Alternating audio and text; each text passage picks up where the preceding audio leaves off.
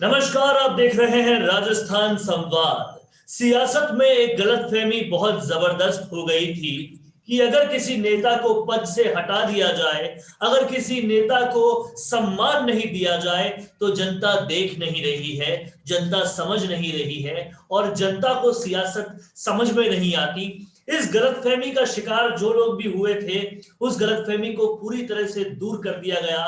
सचिन पायलट ने कल जो भरतपुर में रैली की, दौसा में जो स्वागत हुआ, इससे पहले जब वो जनता के बीच जाते गए, सब लोग ये देख रहे हैं कि लगातार उनका कद बड़ा हो रहा है और कद बड़ा होता जा रहा है। जब उनके पास पद नहीं है, जब वो ना मंत्री है ना उप मुख्यमंत्री है, उनका कद और ज्यादा बड़ा होता जा रहा है।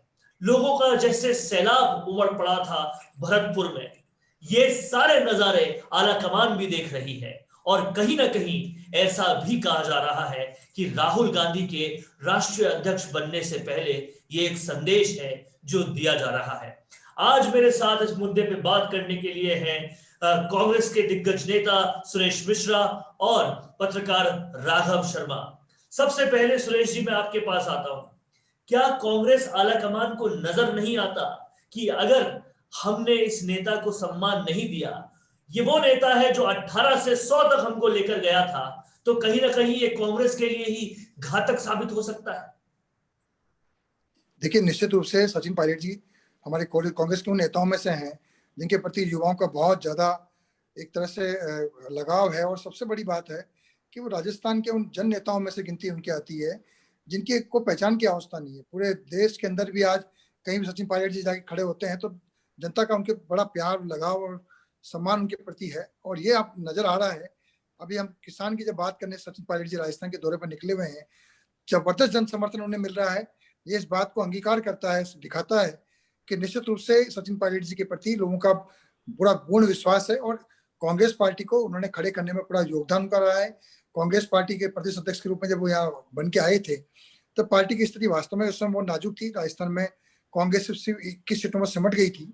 उसके बाद उन्होंने अपनी पूरी ताकत के साथ मेहनत करी, परिश्रम किया और एक अपनी टीम खड़ी करके उन्होंने पूरी तरह से राजस्थान में भाजपा की कुराज को सुराज में बदलने का उन्होंने राजस्थान में लाके खड़ा किया। और इसको दिक्कत कहाँ है? कांग्रेस का आलाकमान क्यों नहीं समझ रहा है इस चीज को? कांग्रेस के आलाकमान को समझाने के लिए आखिर करना क्या पड़ेगा? कांग्रेस के सारे कार्यकर्ता आज कहीं ना कहीं धोखा महसूस कर रहे हैं। वो जनता धोखा महसूस कर रही है कि जिस नेता के बताने पर, जिस नेता के वादा करने पर हम लोगों ने कांग्रेस को वोट दिए, वो नेता को ही हटा दिया गया। कब ये चीज कांग्रेस आलाकमान को समझ में आएगी?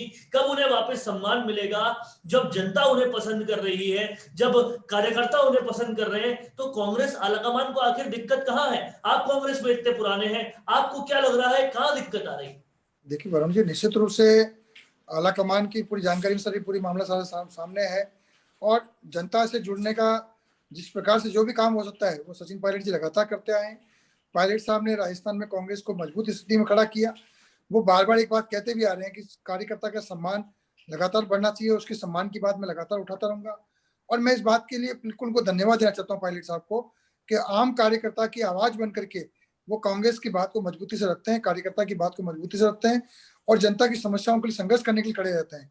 वो जनता से जुड़े हुए व्यक्ति हैं और निश्चित रूप से आला कमान की जानकारी पूरा मामला है। तो मजबूती से रखते हैं, लेकिन राघव जी, मजबूती से जो रखी हुई बात है वो आलाकमान को सुनाई क्यों नहीं देती? कहां दिक्कत आ रही है? टालम टोली का पर्याय बन चुका है कांग्रेस आलाकमान। लगातार टालम टोली हो रही है, पॉलिटिकल अपॉइंटमेंट्स में टालम टोली, उसके बाद जो और मंत्रिमंडल फेरबदल हो रहा है उसमें टालम टोली, जिन कार्यकर्ताओं को सम्मान देना था उनमें टालम टोली, मिनिस्ट्रीज विदाउट मिनिस्टर चल रही है। क्या ये सब उनको समझ में नहीं आ रहा? जी देखिए वरुण, अपनी पिछली बार भी जो इस टॉपिक पे बात हुई थी, मैंने आपको बताया था कि सचिन पायलट जो है एक युवा नेता है और उनको राजस्थान की पूरी जनता ने जो है पूरी तरह से स्वीकारा है। आपको कल भी देखने को मिला कि कितना भयंकर, कितना जोरदार स्वागत जो है सचिन पायलट का हुआ। हर जगह जगह पे जो है स्वागत द्वार बने और उनको इतना समर्थन मिला है क्योंकि वो जनाधार नेता है, जमीन से जुड़े हुए नेता है। उन्हें पता है कि कहाँ पे किस तरह से कहाँ मैनिपुलेशन करना है और किस तरह से जो है एक कार्यकर्ता है उसका सम्मान किस तरह से करना है। और जो 32 दिनों का घटनाक्रम चला, उस दौरान सबसे बड़ी बात ये देखने को मिली कि उनका अनुभव इस चीज को बताता है कि उन्होंने जो है चुप्पी साधे रखी, उन्होंने अपनी पार्टी के खिलाफ जो है किसी तरह की बयानबाजी नहीं की, उन्होंने अपनी पार्टी के जितने भी जो मंत्रिमंडल है उनके खिलाफ किसी तरह की बयानबाजी नहीं की, उन्होंने चुप्पी साधे रखी, ना कोई दूसरी पार्टी को ज्वाइन किया। तो अविनाश पांडे जी ने संदेश पहुंचाने में कमी करी या देरी करी, ये उनकी बात है या उनकी गलती रही है, तो इसके लिए कांग्रेस ने अपनी एक गलती सुधार के अजय माकन को प्रभारी बना दिया। अब अजय माकन इस चीज को किस तरह से लेते हैं कि जो पूरा बल जो देख रहे हैं, युवा शक्ति जो देख रहे हैं सचिन पायलट के साथ जो मजबूती से खड़ी हुई है, जो सचिन पायलट को मुख्यमंत्री के चेहरे के रूप में देखना चाहती है। मैं एक पत्रकार विश्लेषक के होने के नाते से आपको ये बात बता रहा हूं कि सही में जो संपूर्ण समाज है, हम सिर्फ गुर्जर समाज की बात ना करें, हम संपूर्ण समाज की बात करें, हर वर्ग के लोगों की बात करें, हम चाहे यूथ की बात करें, चाहे हम बुजुर्गों की बात करें, सब में अपनी एक अलग छाप जो है सचिन पायलट ने छोड़ी है। और हर तरीके से लगातार कार्यकर्ता का सम्मान रखना और हर कार्यकर्ता का काम करना जो है सचिन पायलट भूले नहीं है, वो लगातार अभी भी इसी कोशिशों के अंदर लगे हुए हैं। बिल्कुल सही बात है राघव आपकी, लेकिन सुरेश जी मुझे आप ये समझाएं कि क्या राहुल गांधी राष्ट्रीय अध्यक्ष बने उससे पहले की ये कवायद की जा रही है कि सचिन पायलट का कद जो है वो लगातार जनता में बढ़ता हुआ दिख रहा है और सचिन पायलट लगातार जनता में जा रहे हैं, क्या कहीं ना कहीं राष्ट्रीय जो नेतृत्व है कांग्रेस का वो अभी पूरा मजबूत नहीं है, राहुल गांधी अभी आए नहीं, इसलिए ये टालमटोली हो रही है? टालमटोली वरुण जी, निश्चित रूप से सचिन पायलट जी ने अपनी बात आला कमान तक रखी हुई है और कार्यकर्ताओं के सम्मान की बात वो लगातार करते आ रहे हैं। पहले भी उनकी बात वही थी, आज भी उनकी बात वही है, कार्यकर्ता को सम्मान कैसे बढ़े। और साथ ही बात ताकत की बात, सचिन पायलट जी की ताकत को कौन नहीं मानता है। राजस्थान की राजनीति में वो सब जिस मजबूती से खड़े हुए हैं, जिस प्रकार की जन समर्थन उन्हें मिल रहा है, उसको नकार नहीं सकता है। पायलट साहब के नेतृत्व के अंदर कांग्रेस ने सरकार बनाई है, सचिन पायलट जी के नेतृत्व के अंदर हम लोगों ने लगातार पहले उपचुनाव जीत के आए भारतीय जनता पार्टी के शासन के अंदर। तो कांग्रेस की रीढ़ की हड्डी के रूप में आज बात करें तो सचिन पायलट जी से बड़ा कोई चेहरा नहीं है। और पायलट साहब हमारे नेता हैं, हम सब लोग उनका सम्मान करते हैं। आला कमान भी समझता है कि सचिन पायलट जी ने मजबूती के साथ पार्टी को खड़ा किया है। और निश्चित रूप से पूरे राजस्थान में जो किसान आंदोलन चल रहा है, इसमें पायलट साहब अपनी बात कर रहे हैं और आला कमान को समझ में आ रहा है कि पायलट साहब किसान की बात कर रहे हैं, आम जनता की बात कर रहे हैं, कार्यकर्ता की बात कर रहे हैं, तो उसमें कोई कमी रखेंगे नहीं। तो अब बस मेरा सवाल यही है राघव जी आपसे कि क्या राहुल गांधी के आने का इंतजार भर है? उनके आते ही सब सिनेरियो चेंज हो जाएगा, फिर से सम्मान मिलने लगेगा विश्वेंद्र सिंह, रमेश मीणा और फिर सचिन पायलट को? क्या सब कुछ राहुल गांधी के आने तक भर तक रुका हुआ है? जी देखिए, मैं यहाँ पे करेक्शन आपका करना चाहूंगा कि ये राहुल गांधी जो आ रहे हैं तो उनके दिखाने के लिए जो चीज नहीं हो रही, ये एक रेगुलर प्रोसेस है सचिन पायलट जी का। सचिन पायलट जो है लगातार जो है कार्यकर्ताओं से जुड़ाव रखते हैं, मीटिंग्स लेते हैं और अपने क्षेत्रों में जाते हैं और अपने जो सभी विधायक हैं उनके साथ उनके क्षेत्रों में जाते हैं, दौरे करते हैं। तो एक रेगुलर प्रोसेस है जो अपनाया जा रहा है, रेगुलर प्रोसेस लगातार चल रहा है। अब हालांकि अचानक जो है प्रोग्राम बना है राहुल गांधी के आने का, हर नेता को करना चाहिए, ये जाहिर बात है, लेकिन सवाल यहाँ पर यही उठता है कि जोधपुर भी तो अपने नेता का इंतजार कर रहा है।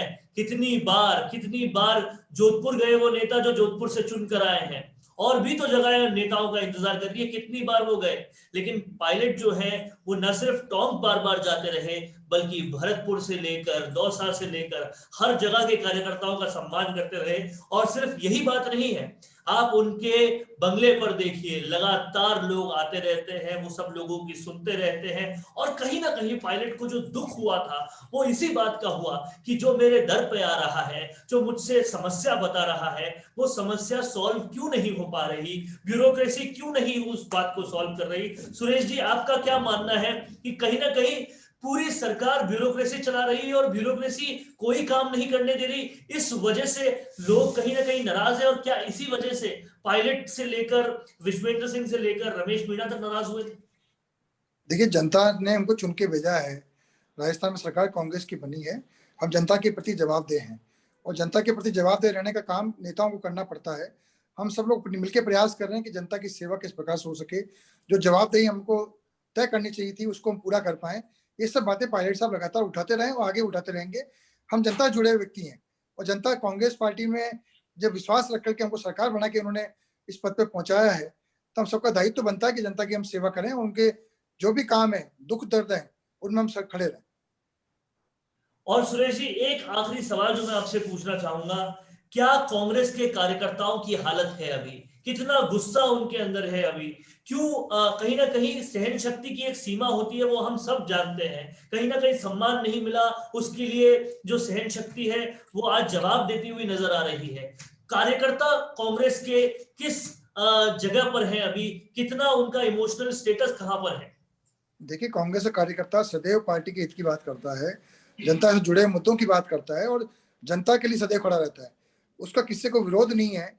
छोटी मोटी समस्या कोई हो सकती है किसी कार्यकर्ता के साथ में रही हो, पर हम सब मिलकर के कांग्रेस पार्टी को मजबूत करने का प्रयास कर रहे हैं। सचिन पायलट जी हमारे नेता हैं, हम उनके नेतृत्व में काम कर रहे हैं। ये तो हुआ डिप्लोमेटिक जवाब, क्योंकि सुरेश मिश्रा जी पॉलिटिशियन है तो डिप्लोमेटिक जवाब देंगे। राघव जी, आप क्या मानते हैं, कांग्रेस कार्यकर्ता अभी उसका इमोशनल स्टेटस क्या है? कहीं ना कहीं उसको भी तो अपने साथ धोखा नजर आ रहा है। जी देखिए, हम चाहे बात करें भारतीय जनता पार्टी की, चाहे हम बात करें कांग्रेस पार्टी की, तो दोनों पार्टियों के अंदर जो है एक परिवारवाद की स्थिति जो है रहती है। वहां पे भी कश्मकश और लड़ाई झगड़े जो है आपस में चलते रहते हैं। तो कहीं ना कहीं कांग्रेस की हम बात करते हैं तो अभी जो राजनीतिक नियुक्तियां थी उसके लिए जो लोग बैठे हुए हैं, इतने विधायक जो हैं वो बैठे हुए हैं। इसके अलावा बात की जाए वार्ड स्तर तक, इसके बाद बात की जाए ब्लॉक स्तर तक, तो जहां तक नियुक्तियां देनी थी वो उनको दे देनी चाहिए थी। जो इतना समय, इतना कार्यकाल, इतना लंबा पीरियड जो है वो निकल गया है, तो क्या लास्ट के 6 महीने में देख के आप क्या करोगे? अभी आप 2 तो कार्य आगे हो तो उससे कांग्रेस की साख भी मजबूत होगी और बीच के अंदर जो घटनाक्रम हुआ उसका भी सफाया होगा और कांग्रेस को एक अच्छी मजबूती मिलेगी। तो कांग्रेस आलाकमान को जो है सीधे सीधे ये बात समझ में आनी चाहिए कि दौरे की बजाय सबसे पहले जो संगठन और सत्ता है दोनों के अंदर तालमेल को बैठाना जरूरी है। उस तालमेल को बैठाएं और जो नियुक्तियां हैं उनको नियुक्त करें, क्योंकि इस समय जो कांग्रेस का हर कार्यकर्ता है अपने क्षेत्र के अंदर जाके कार्य करने की पूरी पूरी कोशिश कर रहा है, लेकिन सरकारी मशीनरी की तरफ से उसको असुविधा मिलती है या उसकी बात सुनी नहीं जाती या सीएम साहब के पास वो जा नहीं पाते, क्योंकि सीएम साहब का तो पूरा रोल पूरे कोरोना काल के अंदर और उसके बाद भी यही देखा है कि वो सीएम हाउस के अंदर अपने आप को प्रोटेक्ट करके बैठे रहते हैं और वहीं से जो है वीसी करते हैं और वीसी के ऊपर अपने आदेश जारी कर देते हैं। लेकिन उनको कहीं ना कहीं सोचना चाहिए कि अब जो है विस्तार करने का समय आ चुका है।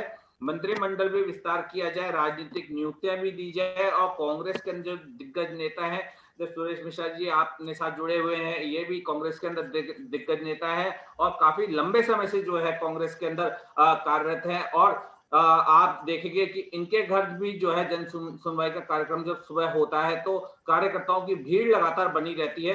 तो ऐसे ऐसे जब हीरे कांग्रेस के पास में है तो उन लोगों को वो आगे लेके आए, उनको नियुक्तियां दे और उनके साथ में मिलकर जो है काम करे, जिससे राजस्थान की जनता के अंदर विश्वास बने और राजस्थान की जनता अगली बार फिर से जो है कांग्रेस को वोट दे और फिर एक बार फिर से जो है कांग्रेस की सरकार बने।